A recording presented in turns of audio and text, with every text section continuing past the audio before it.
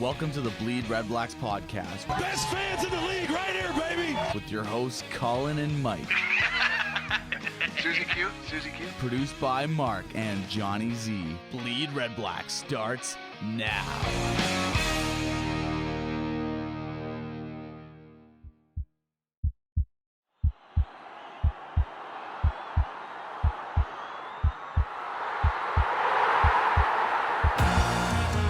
BleedRedBlacks. Gabriel is open in the end zone.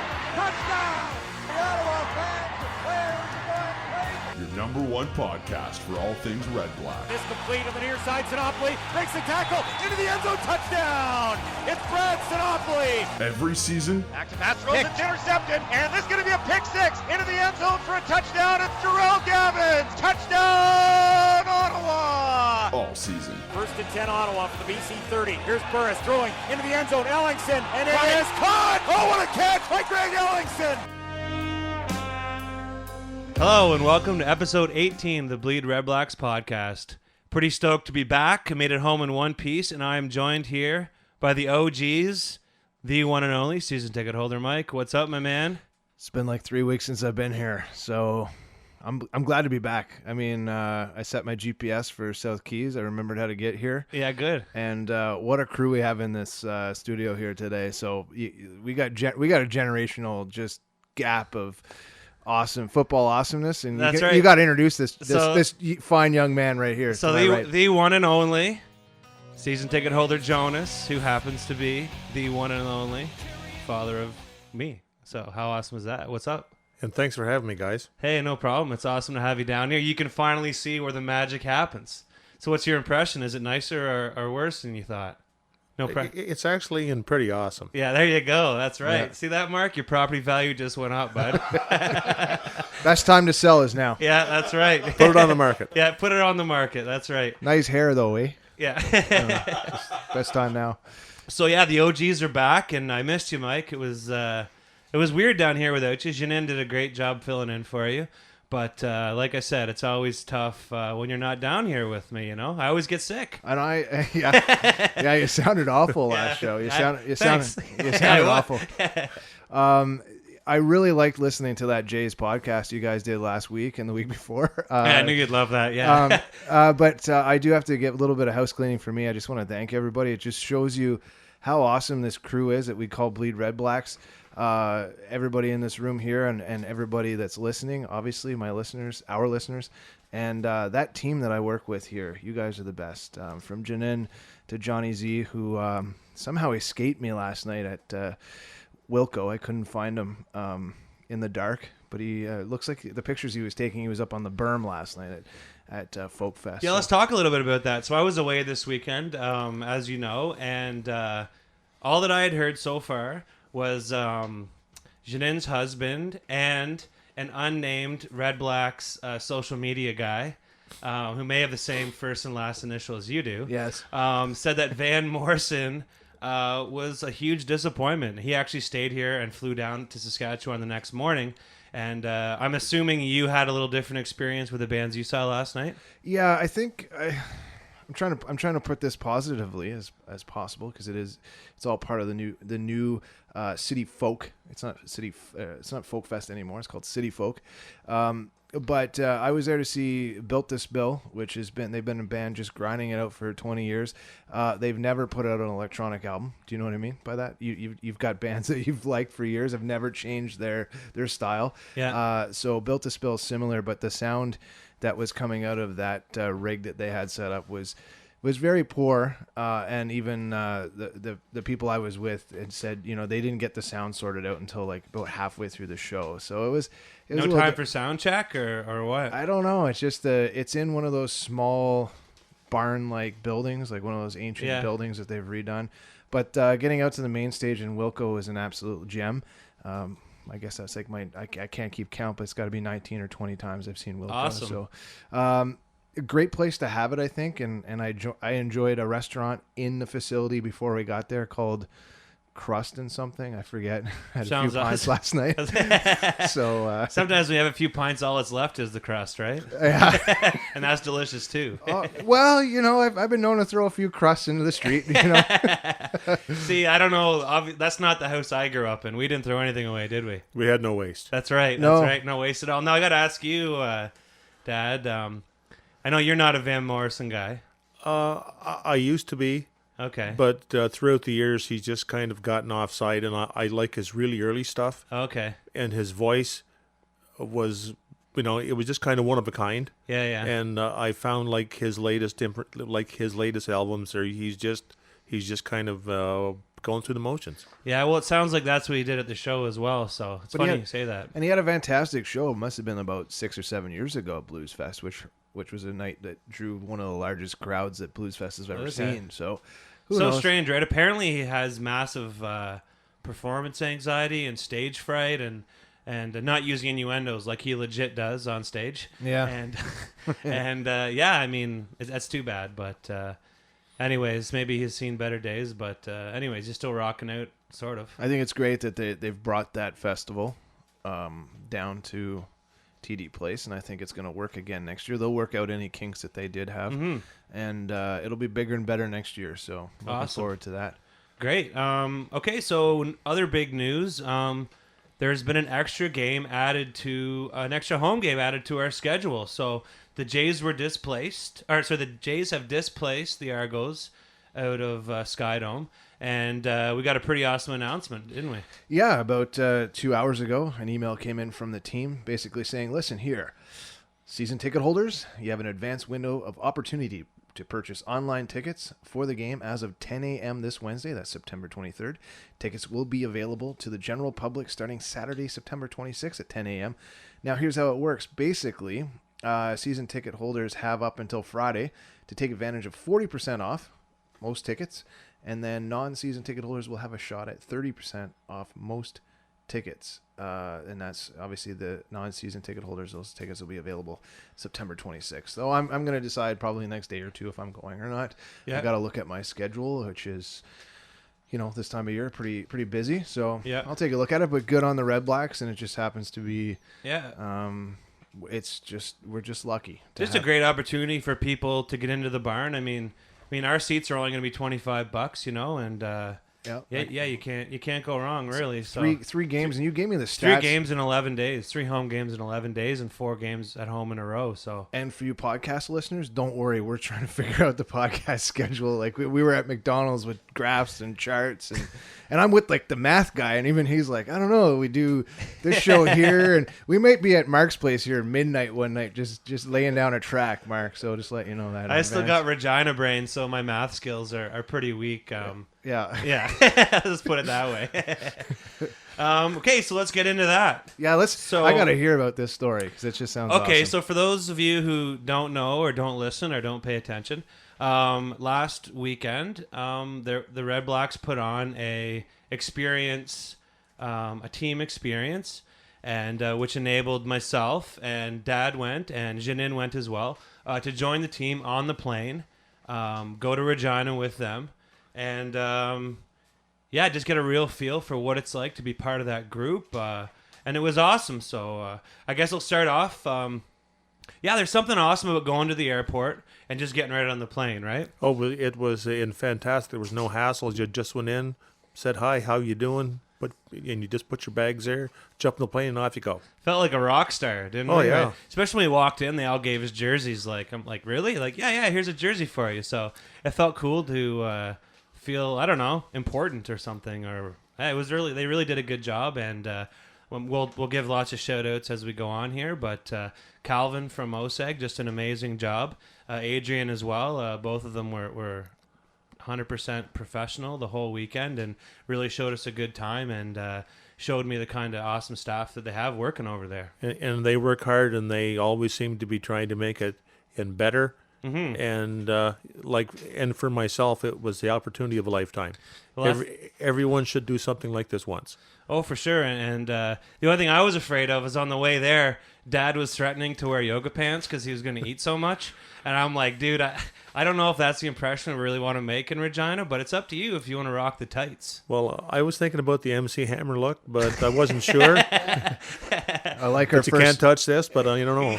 our first 90s reference There you go. of the evening coming Well, from it's a guy who knows the 60s quite well. So that's Or, amazing. or did. Or But did. And still do. Sure. But yeah, the soundtrack in Regina, like we heard, it was pretty 90s. We heard some lots of hip hop, which was weird. I thought it'd be country music, but remember we went to the coffee shop. We heard they were playing Crisscross, Jump, and so I don't know if they just haven't updated their 8-track or their CD player or whatever, but Well- definitely some recognizable tunes from Jock Jams 1. Well, perhaps once the new ownership gets fully in place, things will be updated. Well, hopefully. Yeah, so tell me about that barn. You guys, I know you guys have a chronological story here, but you're going to get to the barn eventually. Tell me how Okay, so was the moldy smell in there? as Dad described it, I felt like I was going to the Chesterville Fair. So shout out to all of our friends in the 3 United Counties, right? And Mike, So, Mr. Chesterville. so I'm sandwiched here between two lads from Winchester about to tell me how awesome their junior C team is and how their fair has got 3 more tractors than the one in Chesterville. So let me have it. All right, just get it out of the way So now. apparently the original pitch has been there for like over 80 years or something. An amazing story and behind they've that just building. kind of built off from the pitch, and it definitely had character is one nice way to put it. Kind of like the same character like your grandparents' basement probably has, but it was interesting and mold and old cigarette smoke. it kind of had that wet concrete feel, like you're at, like that night I went to that punk show in the basement on Gladstone Street. Yeah. Kind of had that Mosaic Stadium feel for sure. And we weren't able to smell the Lysol, so that's a positive thing. That's right. But yeah, really simple stadium, wood benches. But I got to be honest, aside from one guy chirping me, remember I turned around, I told him he should go back and finish high school, and he said I already finished my high schools. Anyways, that's another story. And I finished number 1 in my class. That's right, yeah. But Oh, he yeah. didn't say what class. Yeah, that's right. Yeah, I'm 22. I finished number 1 in my class. I'm like, whew, wow, bud. Anyway, so he was chirping. But yeah, the barn was really, really interesting. And the cool thing about it is the side that we were sitting on faced the construction for the new building. So it's really, it's a huge building. That new barn is going to be, it won't be a barn. It's going to be awesome. It'll be like well, they're saying it's going to be the nicest in the CFL, and if what we saw Saturday, it's going to be pretty impressive. Yeah, it's an awesome barn, and hey, those guys deserve it. I mean, they've been roughing it at that. I don't want to say dump. That's not fair. At the dump for quite some time now, and that fan base, a 1-10 team. At the start of the game, you would never have known they were a 1-10 team, right? Yeah. So, anyways, another cool thing at the stadium is I now realize how awesome Gabe's Pizza is. Like, I got a piece of pizza there, and I could have microwaved one better. Like, it was it was something else. And another thing they serve there is like these riblets, like whatever that is, just little balls of pork, breaded pork, and they had these huge vats, and basically they just bomb them out and cover them in like sweet and sour sauce. Pig knuckles or something. I don't know what they were. I stayed away from them. I was concerned. I didn't think I should eat that. Well, when Dad saw me with the vitamin P, he's like, "Dude, you know what you're getting into." And let me tell you, that's some putrid. Like, my word. Like, Pilsner is one of the grossest things man's ever made. I think Pilsner is the grossest beer on the planet. Yeah, There's not a Pilsner in the world I'd drink. and so. I'm such an outsider.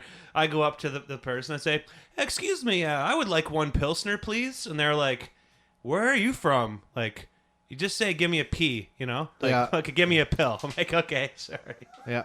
I'll have a strawberry daiquiri.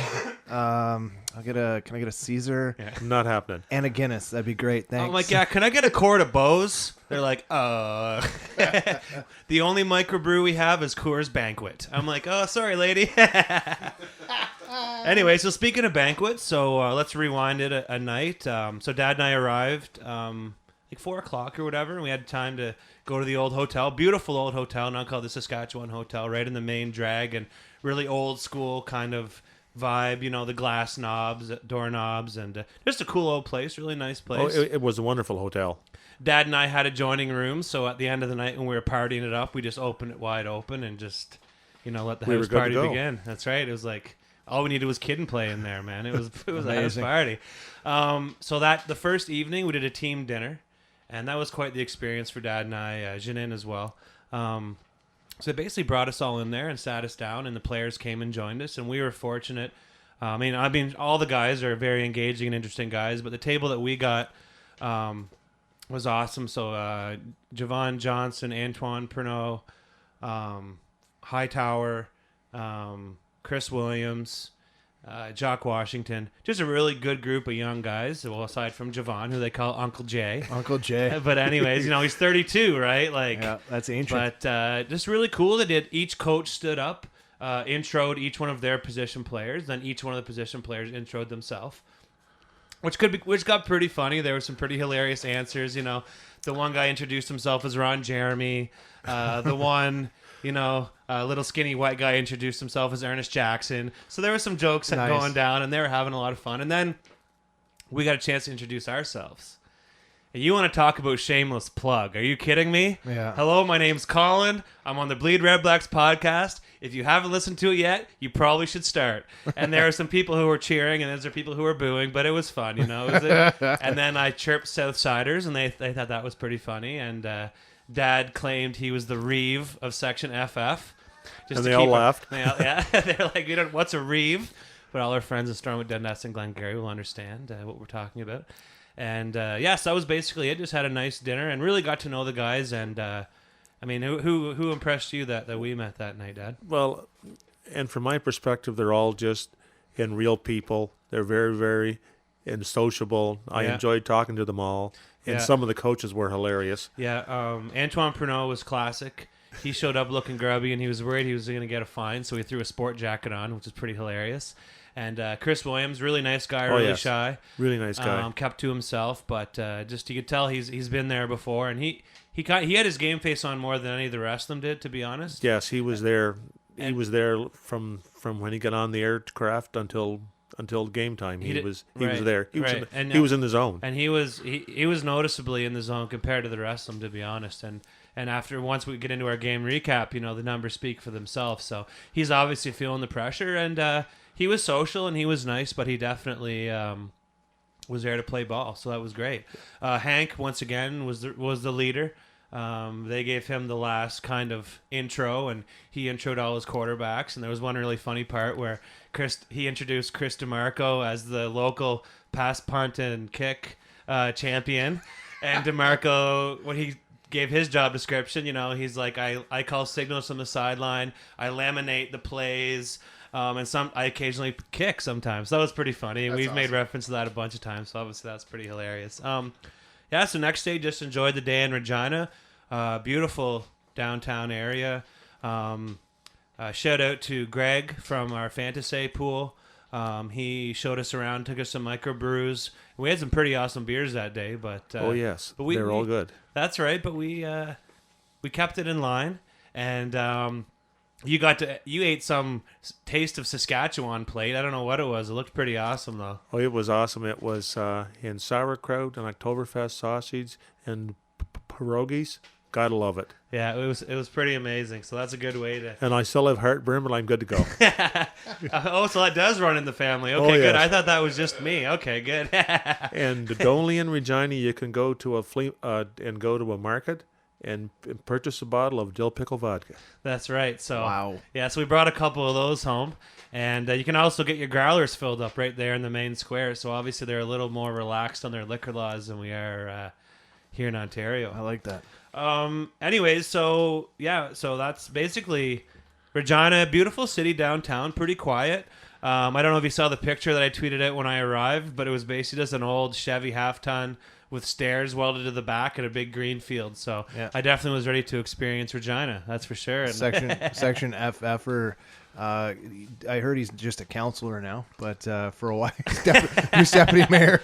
Won the internet that night with Arrested Development. Absolutely. So I just want to give him a shout out because you're my counselor at the end of the day, but you are deputy mayor if I have to leave. So Yeah. thanks, Rich. So watching the game, it was interesting being the 20 or so fans in a sea of 30,000, 35,000. But I got to be honest, everyone was really polite. Nice. And just treated us the way I want us to treat our fans. Before we get into the game recap, because it's an aesthetic thing. How do those the third jerseys look from the field for Saskatchewan? Because they come off on TV they come off on TV okay. Okay. My wife kept saying, "Why do they have glitter on their helmets?" But that was something else. That's just the wheat. That's just the wheat.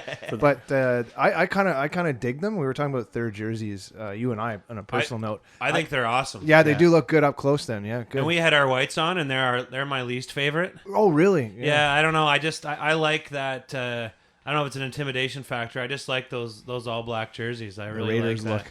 Yeah, I like that for real. Yeah, and we went into a few sports stores and like we heard a stat, and these numbers are just pulling them out of the top of my head.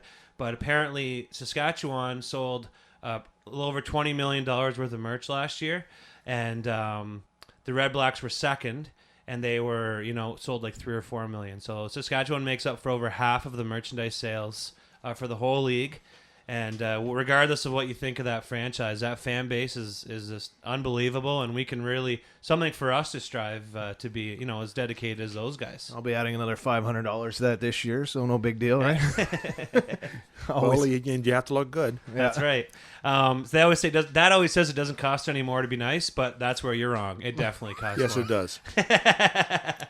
There were some strange characters at Mosaic Stadiums. You almost got a watch, you were telling me. Tell me about that story on air. Yeah, I was just sitting there watching the game and saying, "Go Red Blacks," and the guy says, "Hey, mister, you want to buy a watch?" Is he looking? He's just looking for extra drinking money, or what? I kind of think so, but I was concerned that I'd be walking out and some big guy would just jump on me. You stole my watch, so I didn't bother. Yeah, Rolex isn't spelled ECKS, right? So gotta be careful. I think this one was up when it was likely spelled OLEX. Yeah. Olex. It's one of those old Casio calculator. No, would they need a calculator in Saskatchewan? Or No, I'm telling you. So it was. No, they still and they still use the abacus, so we're good to go. Well, there was an area where you go buy your drink tickets, right? Yeah. One ticket is $7. They had every value up to $100. So 1 equals 7, 2 equals 14, 3 equals 21. A huge chart. That's and good. everyone just consulted the chart. Like, there will be no math at Mosaic Stadium, that's for sure. Oh, that's good. Yeah. So I kind of like that though. There's been a few nights I might have needed that. Yeah. So the problem is, like, I got 3 tokens, and I don't drink a lot at I games. just want to ask you, 2 pizzas. Yeah. The pizza I'm gonna wrap the hot dog. I'm gonna wrap into the pizza, and a beer. How much? Is there a chart for that? See, what I want is an elephant ear, which they had, and I want to wrap the honey garlic pork knuckles inside. Can you pull that off? And sprinkle it with Tums, would you? Like, I just want like sprinkles of Tums on top of it. No, as soon as I saw the cans of of that strange-looking beer, it remembered being in Alberta in 1996, and that's the only beer you could buy. Was that the vitamin P? The vitamin the pill, P. Yeah. And I didn't think I was up to it, so I just said no thanks. Yeah. I even offered him a free one, and Dad was like, "No, I'm too busy trying to buy a watch." Saving my coins for that watch. So, as we'll get into, the team won, obviously.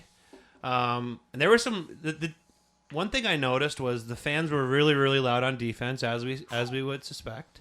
But as the game progressed, they're a nervous fan base. Yes, they are. And you can tell they're having a rough year. And it got quiet, and you could just feel the tension, and I was nervous too. It was one of those games where neither team really was going after it, well, aside from Mr. Burris. We'll talk about him later. But yeah, it really could have went anyway, and we were really fortunate that we were able to dig deep, because I was really nervous as well. I think Janine made at least 10 references to "I'm gonna vomit." Yes, and I was saying... And Dad was sitting next to her, so I didn't really think too much about it. But worst case, she might have vomited on the watch vendor. I don't know. I was concerned about all my nice new and swag that I had on. I'd have to put it in some kind of a disposable bag to bring it home on the flight. So I think Dad bought more gear for this trip. Like, that might have skewed that calculation that we heard about. Yeah, I mean, Sport Check shares went up the next day, I swear to God. But Nice. Oh, you look good. You look good tonight, too. That's for sure. Doesn't cost any more to look good. Well, hey, wait a minute. So the game was awesome. We won the game. straight from the game right to the airport, right to the airplane. And let me tell you, the charter on the way there, all business, 100%, right? Which I expected. Very few guys talking. The ride home, not so much. I don't know how it would best be described. I didn't live in res my first year of school, but I would say it was, think of, what any young 20-year-olds would do after a huge victory, to be honest. And they definitely partied hardy, and the staff on the charter worked hard that night for sure. And then we had the lottery, which was interesting. Never seen that before. That's right. So on the way down, and we did it on the way back as well, what the boys do is on the way down, they each put a 10 in a bag, and you put your number on it. And then someone starts drawing numbers, and the last bill to be pulled wins the whole pot. That's neat. So I made it right near the end, but I didn't win. And on the way down, an unnamed kicker who's got lots of tattoos and a dad bod won, but I won't specify who it was because I don't want to call him out. And then If somebody's gonna hit him up for a loan, yeah. the watch vendor's gonna be on the phone. I got a watch to sell you, pal. Well, I made a joke to him about it later that night. I'm like, "Oh, so you getting around to drinks tonight with your big winnings?" And it was just No. nothing. Basically, like I need that. You've seen that poker face before. I need that 660, bud. So on the way home, I guess because it was a win, we all did 20s. So it was a nice big pot, maybe 1,300. And same type of thing. The difference was on the way home, it probably took an extra 2 hours to do it because there were so many beverages going down range. That's all I'll say. But it was definitely, the boys were definitely hydrated. And when the flight arrived at 5, there were a huge group of them heading over to the casino. So, yeah, I guess that sums up how they were feeling. Pretty awesome. But, I like that. I just want to say a huge shout out to Adrian at OSEG and Calvin at OSEG. They did an awesome job. They were great to myself, to Dad. They were great to the rest of the partners, the rest of the fans. Did a really good job of making us feel like part of that team. And I highly recommend it to anybody. If you can, even if you got to start, saving a few bucks now. It's like Dad said, it's the trip of a lifetime. Yes. And they really made us feel like one of them, didn't they? Yeah, because I wasn't quite sure what to expect, but once we got to the airport and we all got to know one another, jump in the aircraft, off we go. Had a fantastic meal, no chicken. That's right. Oh yeah. So I haven't been eating much meat, and I asked for the chicken, and the flight attendant said, actually, there's only one chicken left, and I'm gonna have to offer it to the lady behind you first, who is Janine, right? So Janine, yeah, I'll take the chicken.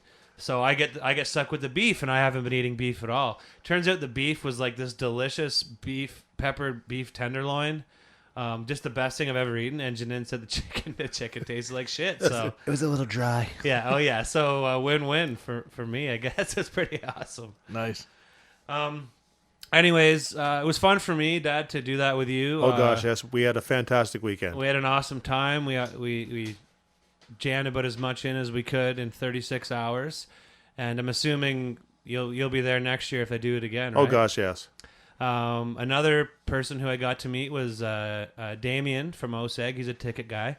So him and I had an extensive conversation about how much ass Kobina kicks and how she's just like the best representative ever. Yeah. We then did a Snapchat of me to her. Just thanking her, and it was kind of fun. She's amazing. She helped me out. I don't know if I got to thank her on the air already, but she helped me out with a ticket for my brother coming up to it on a game. So she's awesome. And every person who we talked to at OSEG, I always brought her up, and she must be really killing it over there because everyone has said she is just top Fantastic. top notch young woman who's just Customer service is impeccable. I had a problem with my password, and I had multiple accounts apparently. So. I mean, she set me up with everything I needed. So I said she has roughly 1,200 clients. Amazing. And you email her, she'll get back to you 5 minutes later. So I'm sure Damien does just as good a job. Yep. But they have the same gig. But Damien, I got a soft spot for him because he's an old field guy from back on the Ottawa Fat Cats days. So nice. Mad props to the Fat Cats and their former crews. Yes. And just to confirm, Damien didn't sleep in the boxes when he worked there. Good. But that's a story anyway. That's another story. And that will be his final answer. Anyways, Dad, thanks a lot for coming in. Well, that was and awesome. thanks for having me. And if anybody wants to have the experience of a lifetime to go with the team and you will never forget it. Nice. Well, that's awesome. Okay, well, thanks. You're going to get out of here, back to the 3 United Counties. And Back to SDNG. Mike and I are going to come back with a little game recap. Yeah, and There's just one thing I'd like to add before I go. Absolutely. After Henry is finished with his football, I think he would be an awesome in Mr. Watson as the next mayor of Ottawa. Well, Nice. it could be. And there was one quote that he said on the plane, I remember specifically. He said, "I don't get paid to be tough. I get paid to be smart."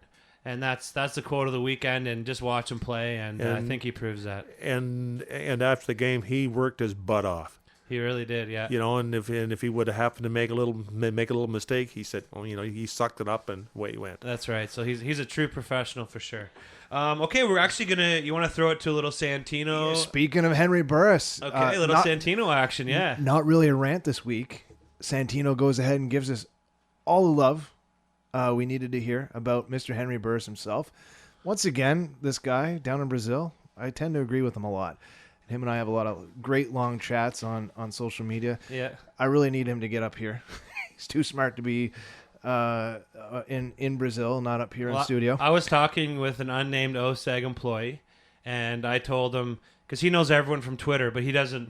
I was one of the first guy, like our nation guys he's really met, you know. Yep. And he said, I know Lordell and Skinner and the Lumberjoes and I know, Dusty Dre and Clint Ford and the South. Like he knows all these people who support him on Twitter. Good. And when I told him, well, Red Black Renegade or whatever his handle is, Renegade something or other. Santino, and I told him where he lived, and he had no clue. Yeah, like it's just comes off as he's exactly he's living in Fairhaven or something. Yeah. So we get a great appreciate Henry Burris segment from Santino. I was able to read that earlier. It's awesome, and then a sleepy around the CFL from Janine. I don't know how she did it. Yeah, like, I was a mess yesterday. Our flight arrived at like 5 a.m. I might have got home like 5:36 or something. And I didn't know if I was coming or going all day. I woke up for the Bengals game, and I woke up this morning and texted you and was like, "We got a show today, right?" I think, are we ready? I don't know. Like, as long as Jonas is in there for a little, backup, I think we'll be good. But that's why I tweeted this morning. I said, "Oh, it's Monday. We got a show." There's some emails going around. It looks. I'm glad you tweeted that. I'm like, "Oh shit, we got a show." Okay, great. Amazing. Awesome. So let's get there. And once again, Jonas, awesome. Thanks for coming in. Thanks for coming in, man. And thanks for having me, guys. It was awesome. Thanks. Hey, guys. Thanks for listening to the Bleed Red Blacks podcast. Check us out on Twitter at BleedRedBlacks and on Facebook at facebook.com/BleedRedBlacks podcast. Live from Brazil, here's the Red Black Renegade rant with Santino Filoso. Are you ready? That a 5'0" wide receiver is worth $40,000 more than Chad Owens. We'll do it live. If the helmets weren't ready this week, they should have pushed their introduction back. It has begun.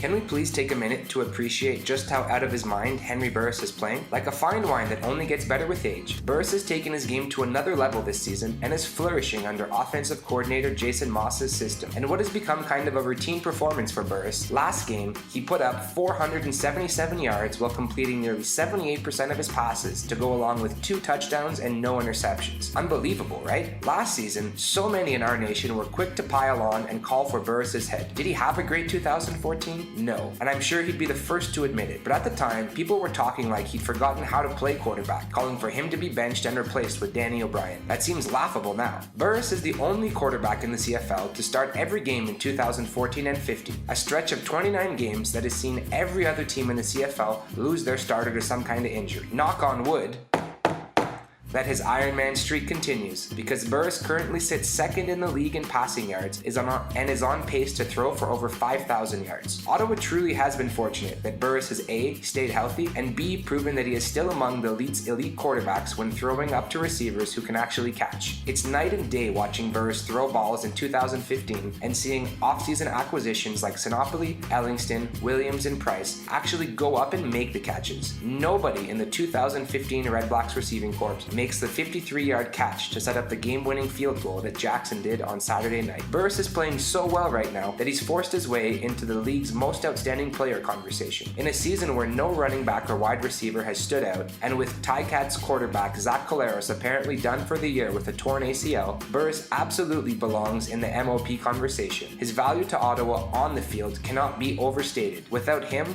we're just another Saskatchewan, BC, or the quarterback graveyard known as Winnipeg. When Burris lines up behind center, our nation can be content knowing that the team will have a chance to win in any game. Who knows how many seasons Burris has left in him, but can we all please just take a moment to be grateful for the fact that a 40-year-old Hall of Famer is having one of his best seasons of his career and has Ottawa's CFL team off to their best start since 1976? Too often in sports, we as fans are quick to judge and condemn underachieving athletes. In this case, let's give a hand to a guy who's not only exceeded expectations, but who continues to raise the bar with each performance. That's all for this week, guys. Rant back at RedBlackGade, and remember to bleed Red Blacks.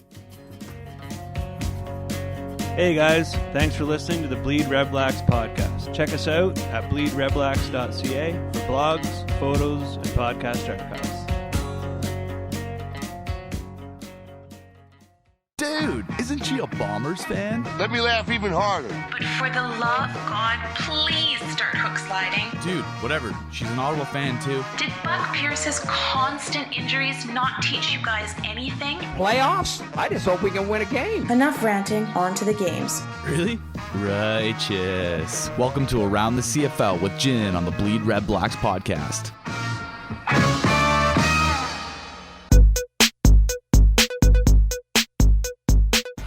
Week 13 kicked off with everyone's favorite, Friday Night Football, as the BC Lions traveled to Calgary to take on the first-place Stampeders. Safe to say that after last week's performance by the Lions against Ottawa, many of us thought this would be a blowout. But credit to the Lions, they made a game out of this. I think they did it for Brian from the Lions Den, who was decked out in orange in the McMahon stands. John Beck got his second start as Travis Lule continues to recover from his knee injury, but he didn't last one full half, coming out of the game with a shoulder injury in the second quarter. Enter Jonathan Jennings, the guy who many Lions fans have been clamoring to see since Lule went down. In a little over 2 quarters, Jennings showed promise. This kid has an arm, but he did struggle, making rookie mistakes. He ended up going 15 of 27, 252 yards, but throwing 3 interceptions. Compare this to Bo Levi Mitchell's 21 of 34, 268 yards, 2 touchdowns, no interceptions. Add to that 2 rushing touchdowns for Calgary, one from a returning John Cornish, who always gives his team a boost, and this really shouldn't have been a close game at all. But clearly, the Stamps did not watch enough tape on Chris Rainey from the week before, because in this game, BC's Rainey had both a kick return and a punt return for a touchdown, both of them 103 yards. He just continues to steamroll special teams and gives a sputtering BC offense a chance. Thanks to him, this game was even tied early in the fourth quarter, which I really don't think any of us expected. But that's when Calgary woke up, turned on their signature offense, and ended on a high. Final score 35-23 for the Stampeders. On Saturday afternoon, the Edmonton Eskimos visited the Hamilton Tiger Cats at Tim Hortons Field. The story of this game, quarterbacks. On the Edmonton side, Riley had a bad day. Check out these stats. 7 for 22, 49 yards, 0 touchdowns, 1 interception. That is not a Riley-like stat line. At least he ran for 72 yards, which was almost 3 times more than the starting running back Shakir Bell, who only managed 23. Back to quarterbacks. On the Hamilton side, Zach Collaros started out having a pretty typical Collaros game. 7 of 10, 90 yards, a touchdown. But in the second quarter, he took a hit and came off the field limping. He returned to the sideline in plain clothes, and we've since found out that he will have an MRI on Monday to assess the damage to his knee. But early predictions are that it's an ACL. If it's a partial tear, he'll be out for 4 weeks. If it's a full tear, he's out for the rest of the season, including the playoffs. Obviously, this is concerning for the Ticats, and more on that in a bit. Enter backup quarterback Jeff Matthews. Matthews turned some heads with some good play during the preseason, but he definitely found out that regular season play, especially against a hungry Edmonton Eskimos defense, is a completely different beast. Matthews went 12 of 20, 157 yards, no touchdowns, and 3 interceptions, 2 of which led to major scores for the Eskimos by Foster and Grimes. Add 3 sacks to that tally and 2 forced fumbles, and the Edmonton defense was able to lift a sagging Eskimo offense to victory. Final score 25-18 for the visiting Eskimos. But back to Collaros for a minute. No doubt that this injury is very concerning to the team, to fans, and even to my fantasy lineup. Ticats have an abundance of offensive talent in their receiving core, but it's Collaros who is the glue. This is the guy who generates a 300-plus yard game almost every time he starts. Losing him now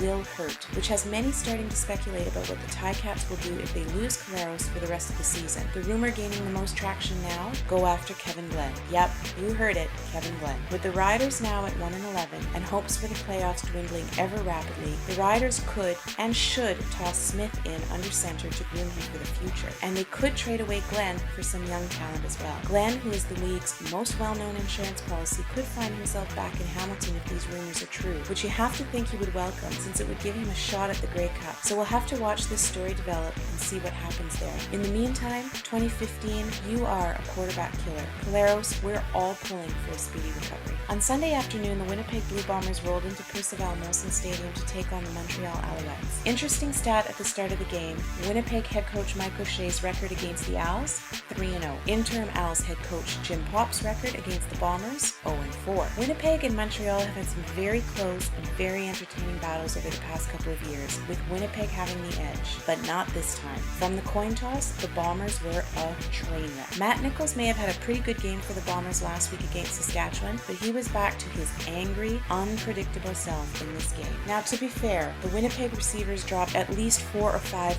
very catchable balls, so Nichols should have been mad about those. But Nichols was, well, Nichols. 23 of 48, 189 yards, no touchdowns, and an interception. Jonathan Crompton, who is back from injury, got the start for Montreal, and he wasn't exactly that much better, which really isn't a surprise because it's Crompton. 14 of 27, 181 yards, and 2 interceptions. But he did manage 2 touchdowns, one to S.J. Green and one to Sam Jaguar. The real difference, though, special teams. To be more precise, Montreal's Stéphane Logan. 3 kick returns for 138 yards with a long of 95, and 5 punt returns for 135 yards, including a touchdown. Clearly, Winnipeg had no answers for Logan. And remember, the special teams coach was fired after the Labor Day Classic, and head coach Mike O'Shea, a former special teams beast and coach, has taken over. This was not a good day to be Mike O'Shea. Really wasn't a good day to be any member of the Bomber organization. The Alouettes take this game 35-14. Quick look at the standings after week 13. In the West, Calgary and Edmonton sit atop the division with 9-3 and 8-4 records respectively. The rest of the Western teams are duking it out for the basement. BC at 4-7,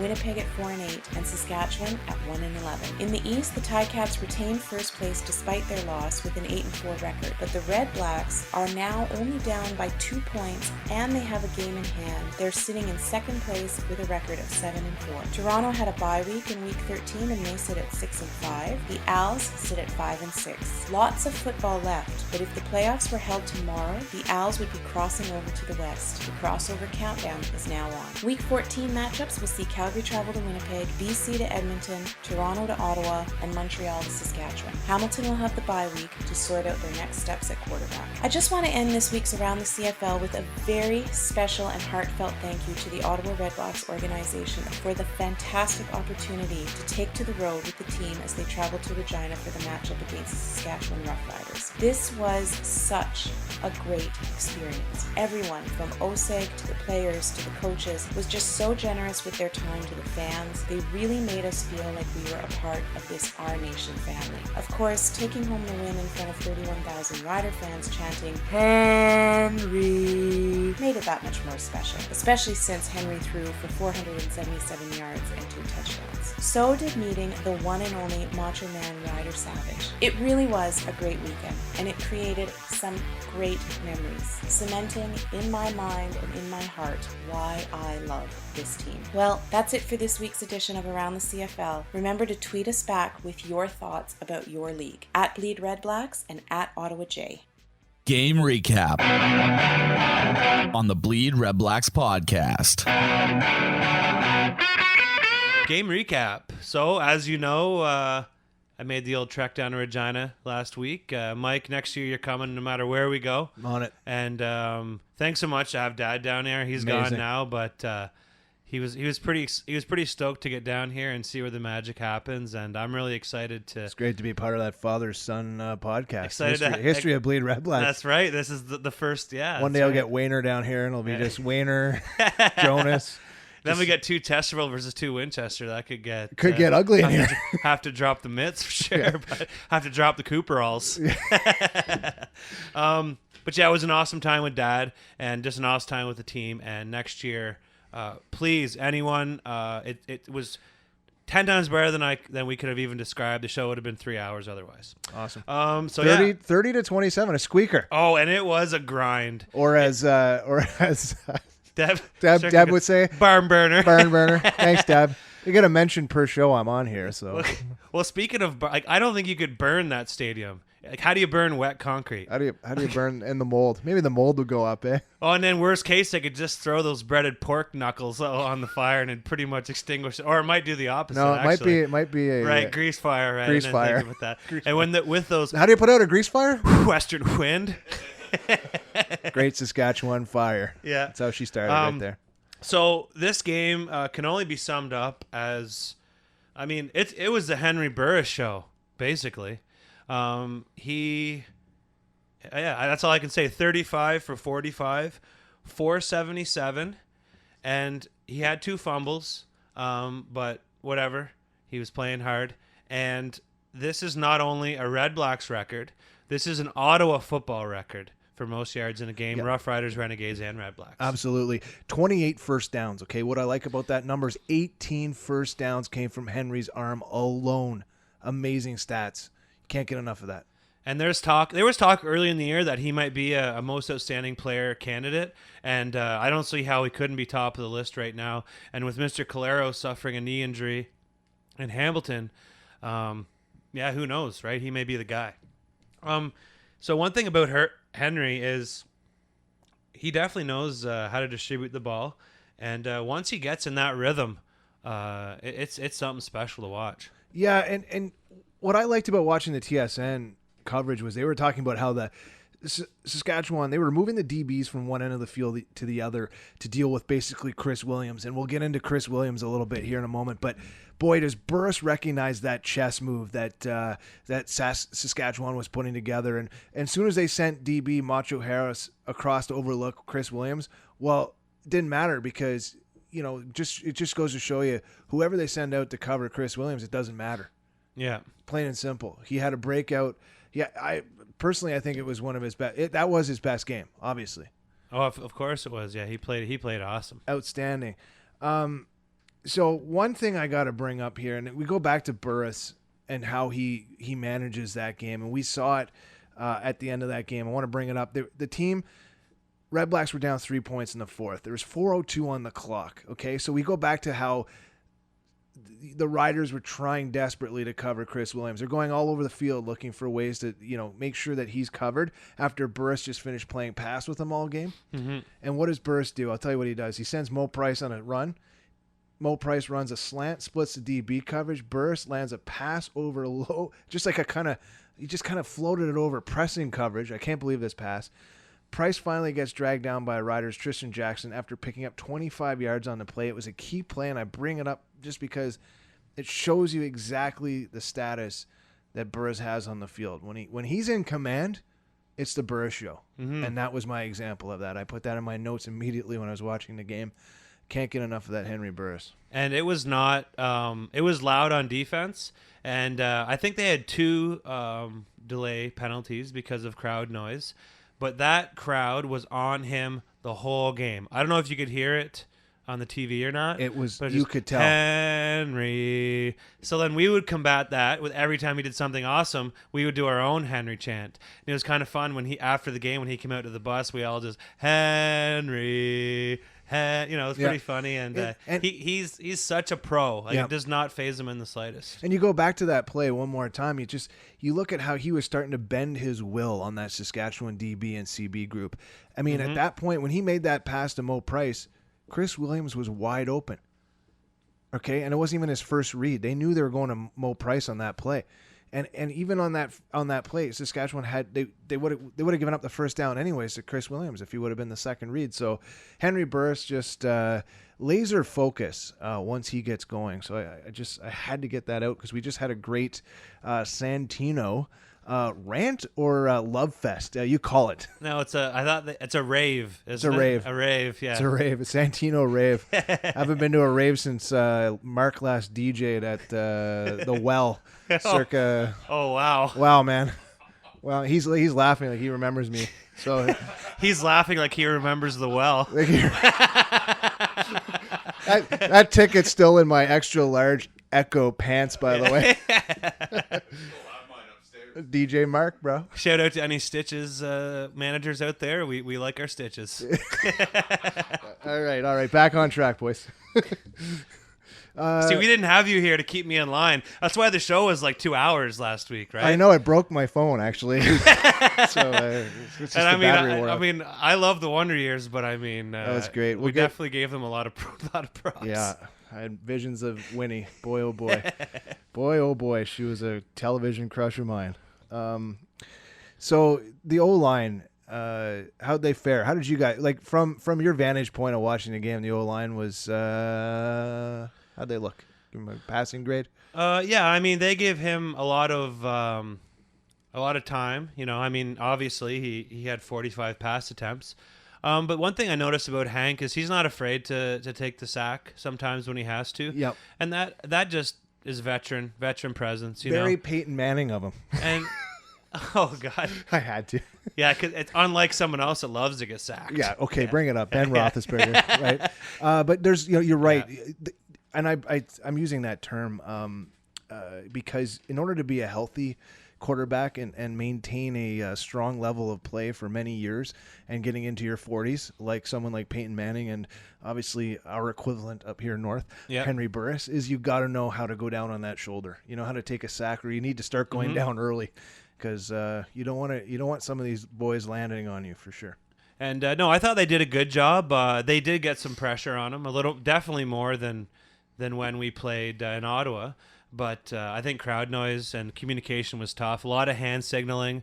It's just different when you can't holler out and hear everybody, right? So that's just part of the challenge of playing on the road. So I think the final stat there was 4 sacks that the DL and DB crew of Saskatchewan landed. So you figure he had 45 pass attempts. He had a few scrambles. So I mean, 4 sacks, I can deal with that, absolutely. One of the TSN highlights for me, and I go back to those small details that we're obviously raving. The rave of Hank goes on. Yeah.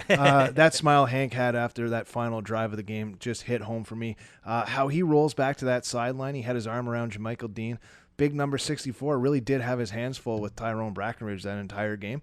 But the attitude was, coming from, obviously, Henry Burris was, thanks, guys. You guys have been holding up and doing your best. And that's what leaders do. So can't say enough of that. And he does have this presence about him. And I felt it all weekend. And you can tell all the guys, he is we know who coach is. And there's definitely respect to all the coaches. But those young lads look up to Henry like he's one of a kind. Yeah, and so getting that O-line obviously gave Henry all kinds of time to play catch with wide receivers. Some of those numbers, Colin, are just unbelievable. Yeah, so let me start with Chris Williams. And Dad and I talked about it earlier. Chris Williams had his game face on from the day from the time we got on that plane. When he got off the plane at the team dinner, he was quiet, he was humble, he was in the zone, and not too many other guys had that demeanor. And we knew he was ready for something big. I mean, he's got a lot of pressure on him. I think most of the heat towards him is coming special teams wise. Yep. But some of those plays that they designed for Chris Williams were hitch plays where he got some running room. And boy, wow, just go ahead. Yeah, give us those numbers. So eight receptions for 137 and a touchdown. At least 3 of those receptions were timed plays with Henry, where the ball was in the air before Chris turned. You know those sideline plays? I think they actually did it 2 in a row at one point. Unstoppable. Yeah. When Chris knows, like, the timing was perfect. As he turned around, the ball was right there. Yep. And Hank and him are obviously developing some kind of chemistry. Amazing chemistry. And when the ball is in the air before the receiver makes his cut, and that's how you're ripping the other team apart. That just goes to show you that Chris Williams is really elevating his game. in the best way that he can right now. Unfortunately, special teams, the whole unit is struggling, and very positive. Mark, winning. Woo! Roll the winning. Hey, sorry, I can't believe I forgot. But he's obviously struggling in special teams, as is the whole team. So he's putting his best foot forward in the way he can. Ernest Jackson, another awesome game. 6 catches for 101, and he's just once again proven to be one of our elite guys and a real go-to guy. And I was pretty stoked to see Mo Price have a solid game. 7 receptions for 91 yards. And he's been given a hard time as well. So I think what we're seeing is Desjardins knew what he was doing when he signed these guys. And sometimes you just got to let the season play out. And TSN couldn't do anything but rave about how amazing that wide receiver core is. Brad Sinopoli is getting a lot of talk in social media. He's getting a lot of talk in the Canadian media about just the game he's playing this year. And this wide receiver crew, just this core crew, it really is an all-star group of players to watch, and we're so lucky, and I'll leave it at that. And they're tight too. They're a tight-knit group. They were all hanging out together. And one thing about Sinopoli is he didn't have a big game on the stat sheet, but we did notice him lining up on special teams a few times. Yeah. And he also he did make a few big catches. So even same with Ellingson, right? That's right. Yeah. And Ellingson, just what a specimen he is once he starts to run, and you watch his route running. A few times I noted he was open, but he may be the second or third read. So yeah. Amazing. And you know what? They don't care. It's all part of a team effort, right? So and that's the impression I get. I think the only guy who was talking about stats after the game was the punter, and he had an amazing game. We'll talk about him a little later. But one other thing: best dressed guy on the plane, the punter. Nice, Brett Mayer. So welcome back, kid. Welcome back, Mayor. The mayor. He looked like the mayor. Amazing. Even though my old man would like to say Henry's going to be the next mayor, Maybe the mayor. Maybe the mayor will be the next mayor. Mayor. Okay, keys to the game, defense, buddy. Let's. I know that's your thing, right? I love that thing, right? I was grinding the defense. You got to feel for that Saskatchewan O-line. Oh my word! Like Justin Capasati lit up that O-line. Poor Jamarcus Hardrick. Yeah. On more than one occasion, right? He just looked like he was on an island out there a few times with Capasati. Now, it didn't show. I mean, Capasati ended up with, I think, 3 tackles and a sack, so it didn't come off like he was having a dominating game, but he was just wrecking people along that offensive line. On the plane on the way home, there was an unnamed lineman who said, think of what my stats would be like if they called holding in the CFL. Imagine that. So I'm not naming names, but... he's more than frustrated. So those boys are working hard, and Justin's succeeding for sure. Oh, Capasati, I mean, they love him on TSN as well. I'm going to parrot or quote what I heard on TSN. I like the paraphrase parrot. That could be a new segment. That's good. Quote, some players are hash mark to hash mark with speed and pursuit, but Justin seems to be sideline to sideline. And he really is. And I talked a little bit about that a few weeks ago, last time I was in studio, about Moton Hopkins and the same pursuit and speed.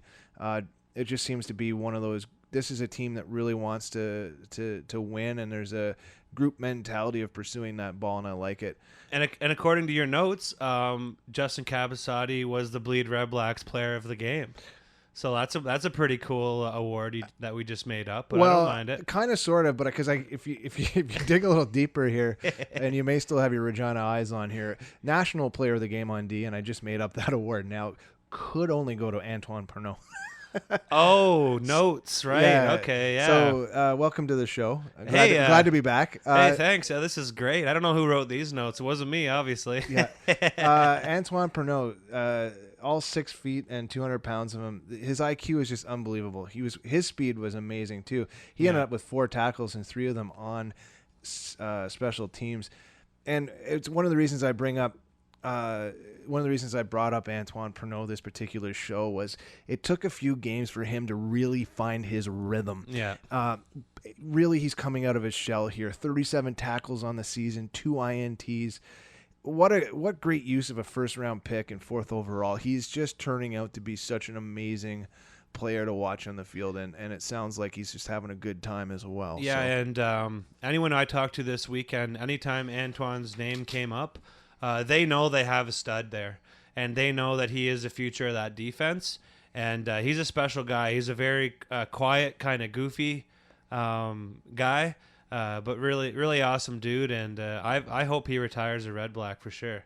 So let me ask you, Mike, how much better are the 2015 Red Blacks and the 2014 Red Blacks? What a great info stat that the team put out, eh? Yeah, just awesome, and these numbers say it all. So through 10 games last year, we were 1-9, and this year we're 6-4. And this is prior to the Saskatchewan game.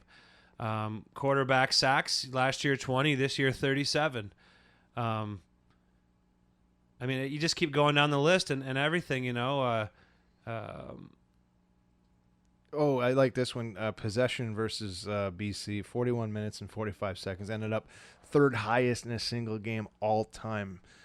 So it goes back to that ball management and being able to, now with a bit of a running game, being able to control it. So, and just there's Henry Burris' stats that we've already heard a lot about. So, and he had a milestone. He passed for over, I don't know what the number was it 50,000 yards or something recently, but anyway, Santino talked about it extensively on his recap, and just the level of effort we're getting from this guy is unbelievable. And he showed off what he can do in Saskatchewan, and basically single-handedly won that game for the team. And single-handedly he may have saved Janowski's job as well, because I feel like if we didn't come home with a W after the way that team performed on special teams, especially in BC as well. I don't know if Janowski's worried or not, but something's got to give, and I don't know what it is, and we keep preaching it. I just hope they sort it out sooner than later, because if we have any hope in going anywhere this season, we got to tighten up on special teams. And the mayor's stats were awesome. I think he averaged about 48 yards a punt, really consistent. And I'm just really happy to have him back. Yeah, 241 yards total on 5 punts, 48.2 average, 56 yards for the long. Two kind of stats that stuck out for me. Once Burris went to the passing game for 35 completions at 477 yards, we didn't need the running game so much as passing the ball along to Jeremiah Johnson, and he ended up with 10 rushes, and that's all he really needed during that game. So you can't fault the running game causing any issue with the passing game so strong. Yeah, and I always say 15 touches for smooth plow. Yeah, so he had 10 rushes, but still managed to squeeze 40 yards on 6 receptions. So he got the ball in his hands 16 times, and he's such a likable guy, just a really fun dude to be around, and I hope the best for him. And I got to be honest, the team, like, they gave me a jersey this weekend, and there's going to be a 27 on there moving forward. Nice. Yeah. And just on the other side of the ball, a couple of stats that stood out for me. We held Saskatchewan to some low rushing yards, which was good. Once again, that defense, D block, is proving that they can stop the run. Oh, and Messam is a beast. And is he ever? He had one long for 16 yards. He did, and I remember that. It took a few guys to pull him down. Just quickly here, Kevin Glenn finishes the game 16 for 29, 227 yards, 2 TDs, and just a great photo at the end of the game of Henry and Glenn having a little chat at midfield.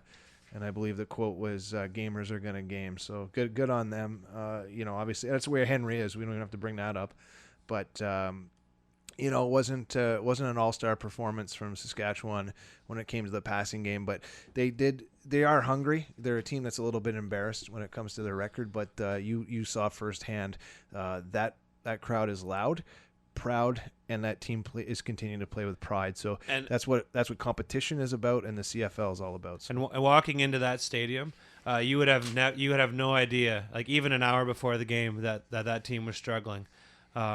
Just like I said, really something for our nation to aspire to become a fan base like that. They were nervous, and for good reason. But just a really good experience to just to see how passionate these people are. And I think we have something special here in Ottawa, and I think that moving forward, there's no reason why. I'm hoping our days of 1-10 are long gone, but with the parity in the league, anything can happen.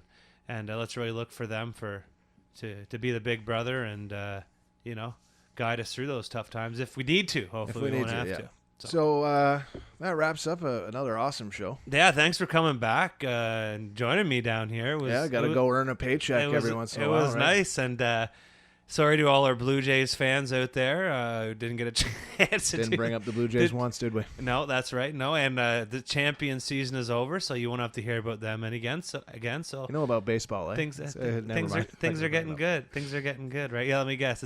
You go tomorrow, right? I'll go tomorrow, bud. That's all I've heard a million times. Anyways, thanks again for the Reeve of FF for joining us down here. Thanks to producer Mark for being awesome. I think he's doing yoga as Amazing. we speak, which is pretty awesome. And Mike, thanks for coming in. You're the man. And listeners, thanks for listening. And if you could do us all one giant favor, log into your iTunes account, leave us a nice little review. That always helps us out staying on top of the Ottawa podcast scene. Thanks again. Thanks. Here at Bleed Red Blacks, we love our football, but we also love the music our great city has to offer. It's the Bytown Beats local music spotlight segment on the Bleed Red Blacks podcast. Today's featured artist, High Waters.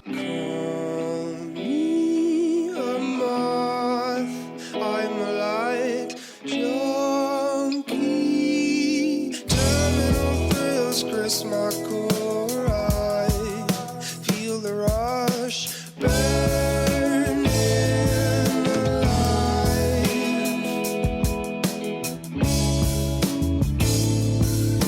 In your final hour,